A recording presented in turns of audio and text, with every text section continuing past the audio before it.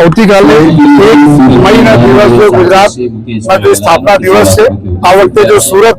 શહેરમાં આયોજન કરવા માટે જો આ ફોટો મળેલા છે, એના ભાગરૂપે આજે અહીંયા એસએમસી ના ગ્રાઉન્ડ ઉપર જો એક ભવ્ય જો મસાલ પીટીનું આયોજન કરવામાં આવ્યું. આમાં ગુજરાત પોલીસના 300 જેટલા જવાનો અલગ અલગ જો ફોર્મેશન રજૂ કરી જો આમાં જો ટેટુ શો થયા જો બેન્ડ ડિસ્પ્લે જો કરવામાં આવ્યા અને આજ મોટી સંખ્યામાં નગરજનો હાજર રહીને જો આ ગૌરવશાળી દિવસ જો સેલિબ્રેશન થઈ રહ્યા છે, આમાં જો સહભાગી થયા છે.